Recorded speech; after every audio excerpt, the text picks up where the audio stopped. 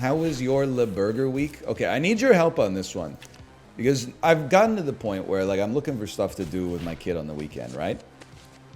So, I Google, like, every Friday, I Google things to do in Vancouver this weekend.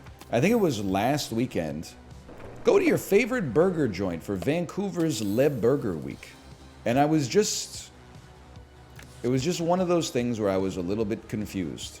Because I was like, it's not like a French-Canadian city. And Vancouver's not even really like much of a burger city. But I was reading all this stuff about Le Burger Week. So I'm glad you asked me. I did not have a burger last week. I did not go to my favorite haunt for Le Burger Week. But did you enjoy any burgers from Le Burger Week? If you did, more power to you.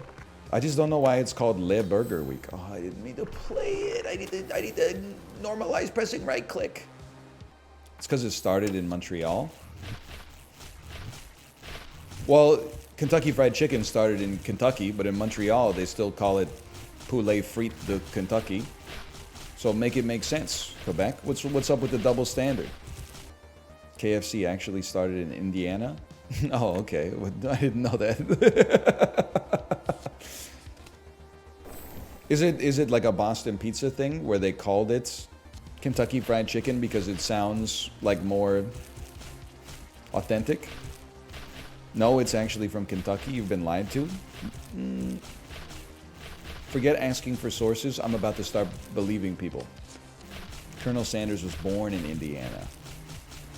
The plot thickens.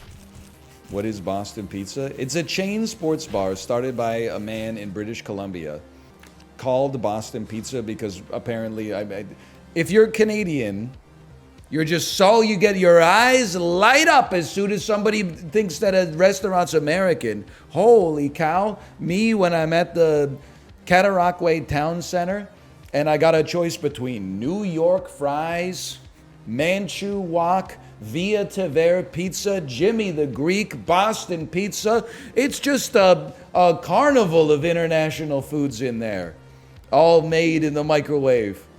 They have a Thai Express now. I forgot about Thai Express. I will say I went to Taco Time once at the Pacific Center food court, and I was actually like I wouldn't say there's good Mexican food, but for a mall, I was like, it could be a lot worse. Why don't any Canadian chains make it to the rest of the world? Are they that bad? I would say yes and no. I mean, like, it's not surprising to me that Swiss Chalet hasn't exactly made it to international expansion. I'm trying to think of some Canadian chains that have gone loco mode. A&W?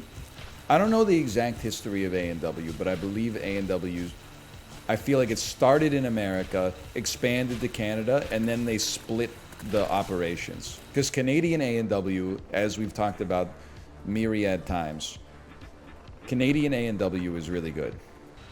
Pita Pit! Yeah, I forgot!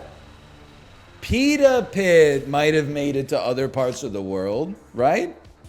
It did. Pita Pit is like, it's not just a better Subway. Pita Pit is like a much better Subway.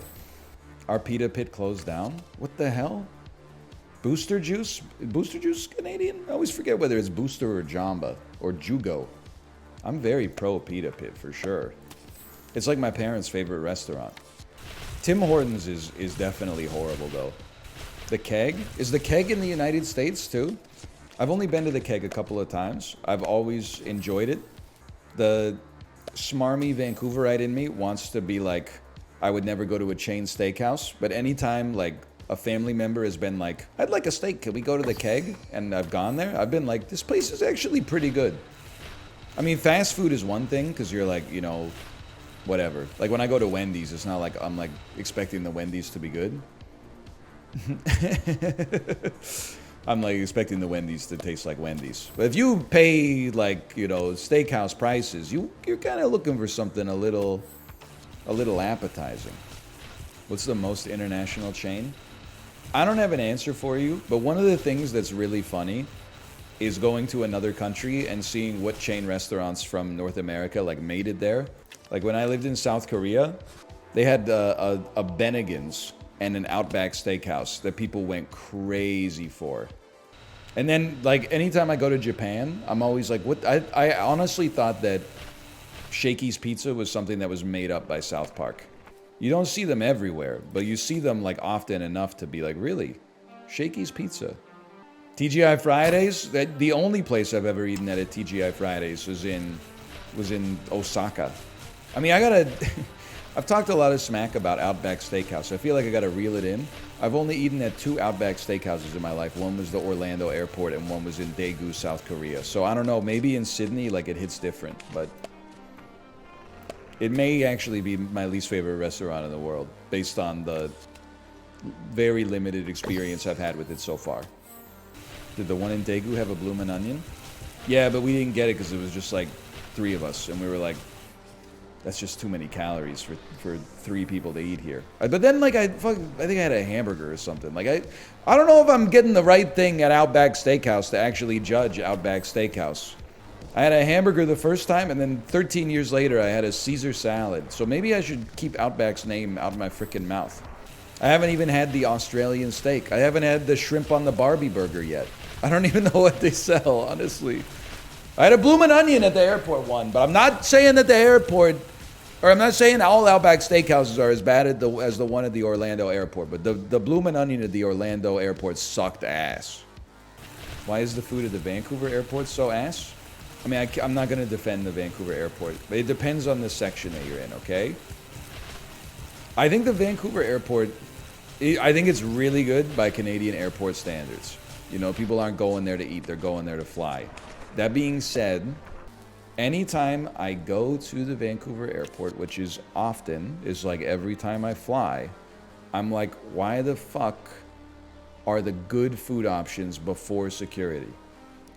If I were designing an airport, and maybe there's a difference of opinion here, I feel like I would like to have the best food options past security, because of the fact that when you arrive to the airport, you're kind of in a rush. You want to get through security, get your bags checked, and then find your gate, and then be like, okay, I have 2.5 hours to kill. Let me get something to eat. So I always get annoyed when, like, before going through security, there's a Sally Lemon, there's like a salmon and bannock. Like, these are Vancouver staples to some extent, at least. And then, like, once you get past security, it's literally just like Tim Hortons, an instant pho place, and then Canucks Bar and Grill, like, which is not good. It's probably the best amongst them, but I always want to eat after going through security.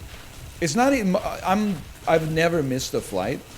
I always get to the airport too early, which is not virtuous. I end up wasting a lot of time. But, like, even still, like, I would never budget my time to be like, oh, I'm going to give myself enough time to get a burrito before I go through security. Because, like, what if absolutely everything goes wrong? That might be the thing that makes you late. So me personally, I feel like I would put the restaurants post-security. The only time I like when there's restaurants pre-security is if I'm, like, accompanying someone to the airport. And then I'm like, I can't believe I'm driving their ass to the airport. And then after I park, I'm like, oh, burrito. I haven't seen an enemy in, like, 15 minutes, by the way. But, so I think that's a good sign. No enemies have appeared in forever. I guess I saw someone in chat say it sucks if you work there, because then you have to go through security every day. I guess that makes sense. If you just... Now, it makes me feel a little bit differently about the people that I see working the Church's Chicken past the U.S. security terminal in the Vancouver International Airport. No wonder they look grumpy every day. Your ass is working at the airport, Church's Chicken, and you got to go through TSA just like me? I mean, my ass is grumpy there, and I'm going on vacation.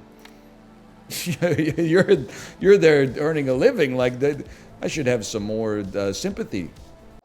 My wife's got she's got a yellow moon on Discord. What am I supposed to do?